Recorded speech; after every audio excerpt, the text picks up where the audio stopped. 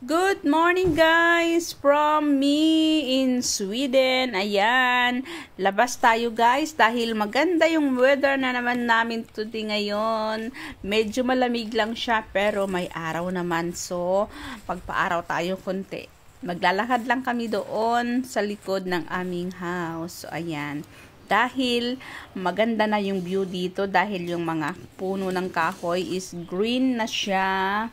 So, ayan. O, diba? Nag-enjoy ako dyan.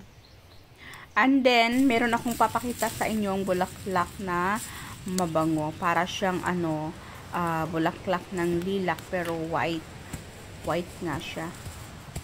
So, ganun dito pagka summer dito sa Sweden, madaming mga wild flowers. Pwede kang manguha at dalhin mong dekorasyon sa loob ng house.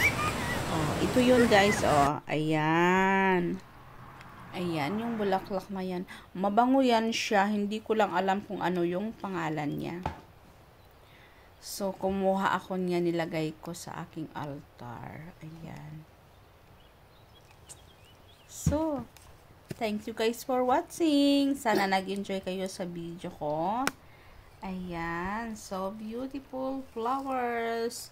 Like the morning. Beautiful morning today. Bye everyone. Thank you. Thank you. Bye. Mama.